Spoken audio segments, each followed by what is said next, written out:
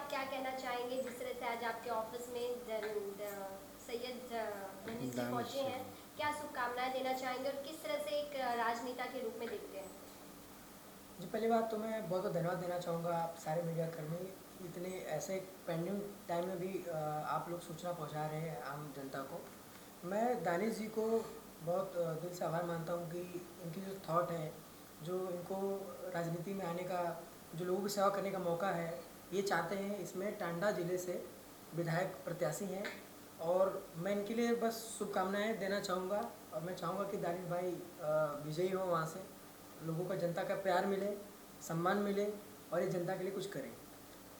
तो दानिश जी, आज आपका मुंबई आना हुआ, क्या वजह रही? क्या आप घूमने की वजह से या फिर कोई और वजह रही जिसकी वजह से आज आपका नहीं नहीं, घूमने का तो इस वक्त अभी टाइम ही नहीं है, क्योंकि इलेक्शन का जो है ज़्यादा टाइम तो है नहीं, 4 से 5 महीने हैं।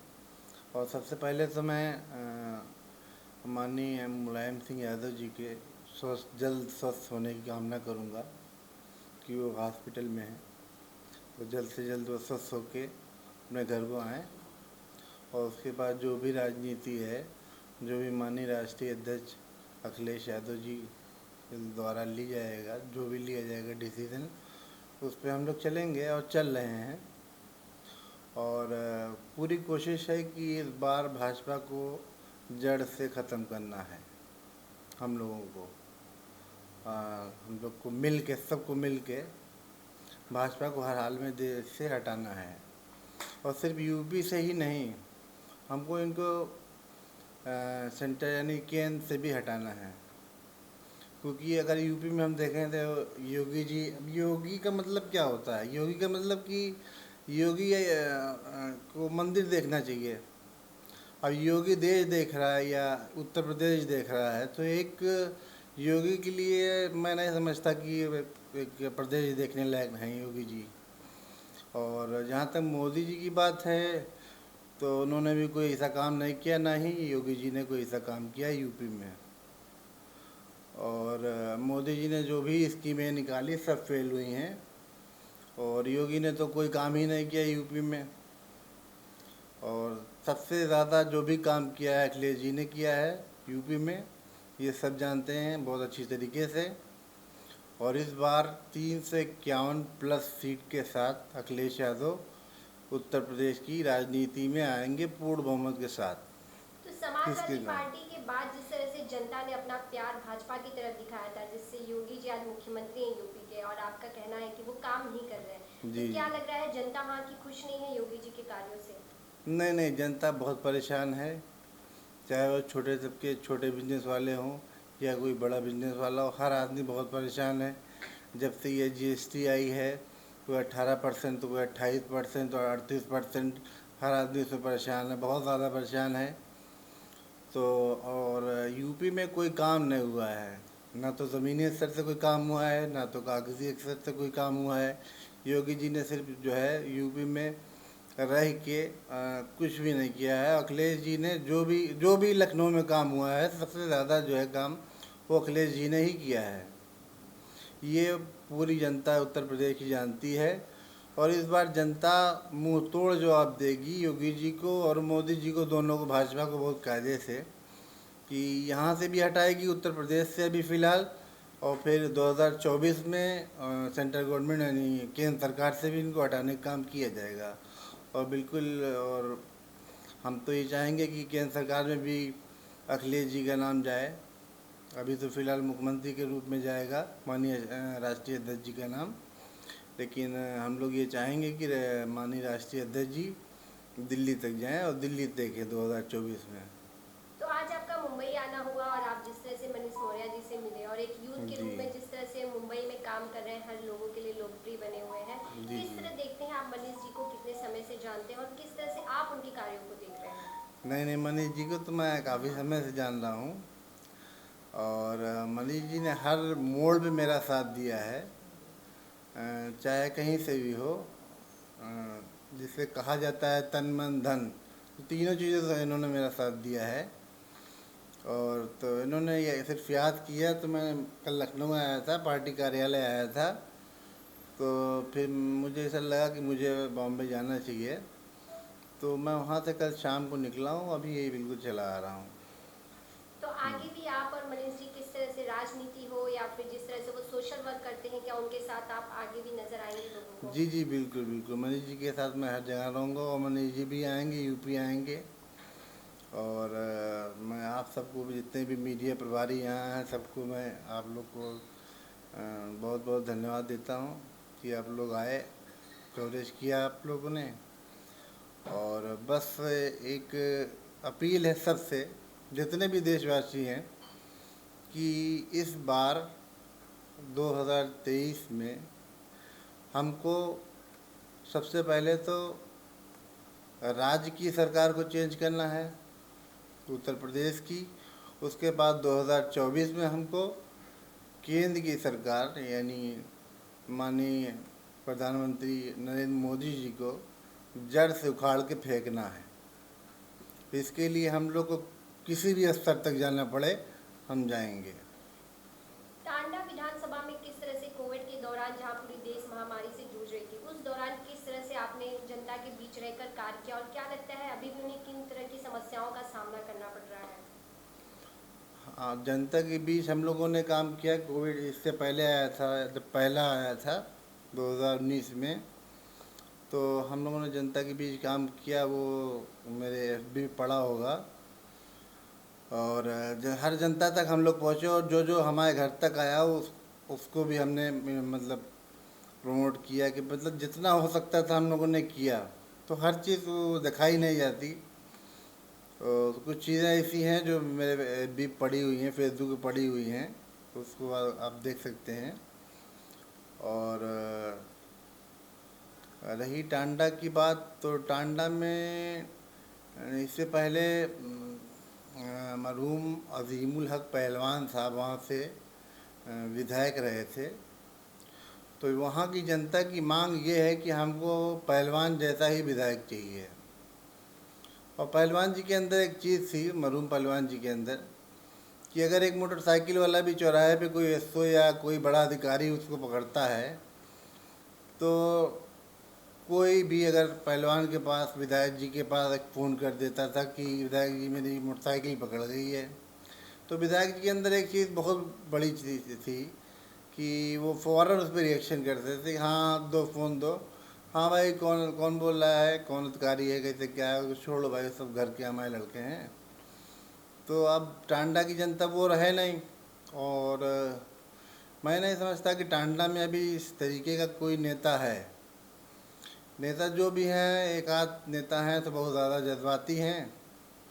तो अभी मैं किसी के ऊपर कुछ टिप्पणी नहीं करना राजनीति में चाहता। राजा बनकर राज करना चाहते हैं या एक समाज सेवक बनकर आप जनता के बीच राज करना चाहते हैं?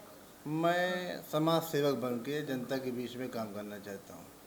और मैं ये चाहता हूँ कि जिस तरीके से औरतों की आवाज़ को दबा दिया गया है, खास करके मैं यूपी को लेके बोलूँगा, औरतों की आवाज़ को दबा दिया गया है कि औरतें बाहर निकलती, जैसे 10-12 साल की लड़की हुई, उसके बाद ये माँ बाप कहते हैं ना बेटा बाहर न निकलो, वरना जो है कोई हाथ लगा देगा या कोई ये ऐसा कर देगा।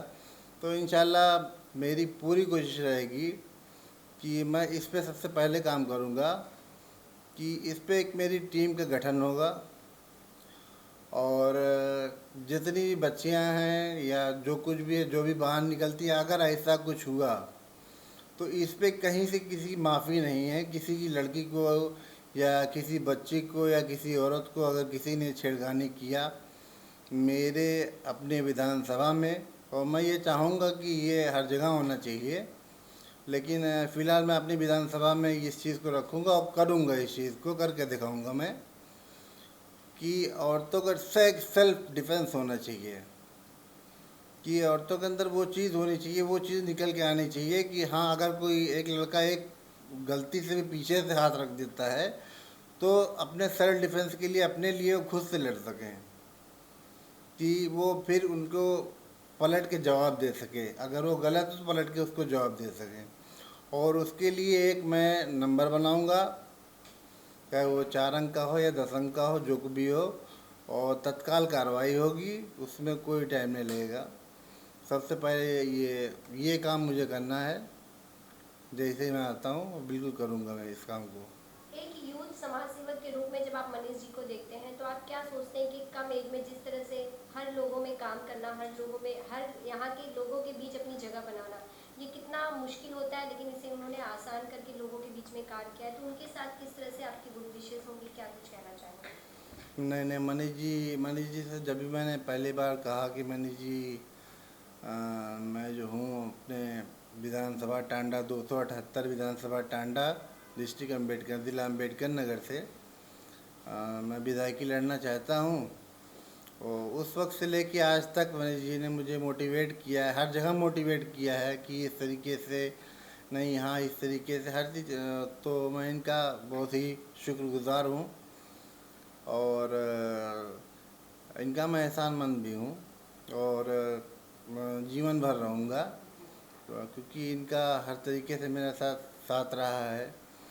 और जनाब साबरी साहब साथ में हैं, इनका भी मैं काफ़ी साथ रहा है। और हमारे शबाब साबरी साहब हैं, उनका भी हमारे साथ पूरी तरीके से बॉम्बे में उन्होंने भी हमको साथ दिया है। तो मैं सबका शुक्रगुजार हूँ कि मुझे बॉम्बे से इतनी मोहब्बत मिली और उसी मोहब्बत के लिए ये मैं जो हूँ भाग के चला आया हाँ मनीष जी की। और उसी तरीके से मनीष जी भी और सब लोग जो भी हैं, सब लोग उसी तरीके से मुझको मोहब्बत देते हैं। और बाकी बस मैं ज़्यादातर कोशिश करता हूँ काम पे, कि काम करके दिखाया जाए। बोलने से या वादा करने से मैं उस पर भरोसा नहीं करता, मैं काम पे भरोसा करता हूँ। अब थर्ड वेव की शुरुआत हो चुकी है, कोविड का थर्ड वेव चल रहा है। जनता से आपकी क्या अपील होगी? उत्तर प्रदेश में भी कोविड के सबसे ज़्यादा पॉजिटिव केस पाए गए थे, तो अब आपकी क्या अपील होगी कि किस तरह से इस कोविड महामारी से बचने के लिए लोगों को किन बातों का ध्यान देना चाहिए? नहीं, हाँ इसमें मैं एक चीज़ कहूँगा जनता से, पूरे प्रदेश की नहीं, पूरे हिंदुस्तान की जनता से मैं कहना चाहूँगा कि इस चीज़ में जो हमारे प्रधानमंत्री नरेंद्र मोदी जी ने कहा है कि उचित दूरी बना के रखें, मास्क पहन के रखें और हाथ को बार बार धोते रहें और बच्चों को ज़्यादा बाहर ना निकलने दें। और ज़्यादातर अभी तो पढ़ाई के नाम पे स्कूल तो खोलना ही नहीं चाहिए। जिस तरीके से स्कूल बंद है तो स्कूल अभी बंद ही रहना चाहिए जब तक ये ख़त्म नहीं हो जाता। तो मैं इस चीज़ में जो भी मोदी जी ने कहा है ये इस मामले में, तो ये मैं उनके साथ हूँ। और साथ इसलिए कि उन्होंने बहुत अच्छी बात कही है कि उचित दूरी बना के रखें, मास्क लगा के रखें और ज़्यादा से ज़्यादा हाथ को धुलते रहें। तो जो उन्होंने गाइडलाइन जारी की है उसको सबको पालन करना चाहिए, चाहे हम हों, चाहे आप हों या फिर कोई भी हो। और बच्चों को तो खास करके बाहर ना निकालें, घर के बाहर। बच्चे अभी घर ही में रहें तो ज़्यादा अच्छा है। अभी तीसरी वेव भी आने की देखिए लग तो रहा है कि ये तीसरी वेव आएगी और कई जगह पर सुनने में आया है कि वहाँ केसेस बढ़े हैं। पर बॉम्बे में भी सुनने में आया कि बॉम्बे में भी कुछ केसेस बढ़े हुए हैं। तो बहरहाल इस चीज़ का ध्यान देना पड़ेगा, जो भी मोदी जी ने कहा है, हमारे प्रधानमंत्री हैं तो उस चीज़ को हम ऊपर रखते हैं। उन्होंने ये चीज़ बहुत अच्छी कही है कि जो भी कहा है, मैंने उस चीज़ को दोहराया भी 2 बार कहा, तो उस चीज़ को बिल्कुल करना चाहिए, अच्छी बात है। मनीष जी, आपने हमेशा ही सोशल वर्क किया है, आपने कभी पार्टी को नहीं, एक इंसान को अहमियत दी है, उनका हमेशा ही आपने जिस तरह से स्वागत किया है। तो आपको क्या लगता है जो आज राजनीति में देखने को मिलता है, आपको क्या लगता है एक नेता अपनी जनता के लिए कैसा होना चाहिए? देखिए, हमारा कहना एक ही है कि हम किसी पार्टी को चूज़ नहीं करते, हम किसी संस्था को चूज़ नहीं करते, हम एक आदमी को चूज़ करते हैं। जब हम वोट देने जाते हैं तो हम अपने कैंडिडेट को हमें देखना चाहिए कि वो कैंडिडेट कितना काम करता है, चाहे वो बीजेपी हो, चाहे वो सपा हो, चाहे दूसरी पार्टीज हो। लेकिन क्या होता है कि पार्टी एक हमें नेता को एक आधार देती है काम करने के तरीके को। तो पार्टी भी एक अच्छे विजन से चलनी चाहिए, क्योंकि जब पार्टी अच्छे विजन से काम करेगी तो हमारे जो कार्यकर्ता हैं, जो हमारे नेता हैं, वो अच्छे से काम कर पाएंगे। तो बेसिकली मैं जुड़ना चाहता हूँ, मैं किसी से भी जुड़ा हूँ तो मैं इंसानियत को देख के जुड़ता हूँ, न वो पार्टी कौन सी है उससे मुझे कोई मतलब नहीं रहता है। अगर दानिश भाई हमारे साथ जुड़े हैं, अपने कॉन्स्टिट्यूंसी में लोगों को, जनता तक, जो गरीब से लेकर अमीर से लेकर सबकी एक सपोर्ट करें और अपने जो टांडा जिले को एक विकसित गांव, विकसित डिस्ट्रिक्ट, विकसित सिटी बनाएं, वो हमारी शुभेच्छा रहेगी, वो मेरी कामना रहेगी, आभार रहेगा। और बस वहाँ का भला हो, और ये सिर्फ टांडा तक नहीं रहे दानिश जी, पूरे उत्तर प्रदेश में जाना जाए, ये हमारी कामना रहेगी। जिस तरह से आप लगातार काम करते देखे जाते हैं, लेकिन कोविड के होने से क्या लगता है कितना फ़र्क पड़ रहा है बॉलीवुड को लेकर, फैशन शो हो, इंडस्ट्रीज हो, इस पर कितना फ़र्क पड़ा है? और आपकी आगे किस तरह की तैयारी है कि जब ही जैसे ही कोविड ख़त्म होता है तो मनीष जी क्या कुछ नया प्रोजेक्ट लोगों के सामने लेकर आएंगे? जी, पहली बात तो जी हमें बहुत मतलब मन में बहुत दुख भी होता है कि हम लोग इस कोविड को पूरे ईयर्स को हम लोग डिफेक्ट कर रहे हैं, इससे पूरी इंडस्ट्री हमारी इफेक्ट हुई है।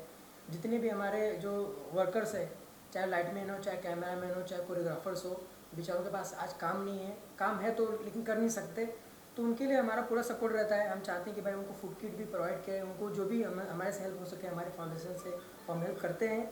और ये जैसे ही कोविड ख़त्म होता है तो मैं चाहूँगा कि फिर से बॉलीवुड उभर के अच्छा काम करे, चाहे फैशन इंडस्ट्री हो, चाहे एंटरटेनमेंट इंडस्ट्री हो, चाहे वो नॉर्मल जो वर्कर्स हैं हमारे, सबके साथ अच्छा हो। बस यही हमारी कामना रहेगी, और कुछ बड़ा करेंगे। हमारा एक विज़न है बहुत बड़ा, इसमें हमारा एक ही है कि जितने भी हमारे बॉलीवुड से लोग जुड़े हुए हैं सबका एक भला हो, और यहाँ पे लोग आके जो नॉन फिल्मी लोग हैं, चाहे वो बिजनेसमैन हो, चाहे पॉलिटिशियंस हो, इस इंडस्ट्री को सपोर्ट किया जाए, क्योंकि एक संदेश भी देता है। उत्तर प्रदेश गवर्नमेंट हो, चाहे उत्तराखंड गवर्नमेंट हो, चाहे दिल्ली हो, चाहे हरियाणा हो, हर एक गवर्नमेंट मूवीज़ पे सब्सिडी देती है बिकॉज ऑफ कि उनके टूरिज्म को प्रमोट करे, और वो चाहते हैं कि बॉलीवुड वाले लोग आगे बढ़े। इंडस्ट्री आगे बढ़ेगी तो समाज में एक संदेश जाएगा। तो मेरी एक कामना रहती है कि सबका एक भला हो, और कोविड को बस जल्द से जल्द डिफेक्ट कर लिया जाएगा। बस वो सुरक्षित दूरी और मास्क पहनना और वैक्सीन लेना भी ज़रूरी है हमें, और हमें अपने अपनों का ध्यान रखना है और अपना भी ध्यान रखना है, इसका ध्यान रखना ज़रूरी है।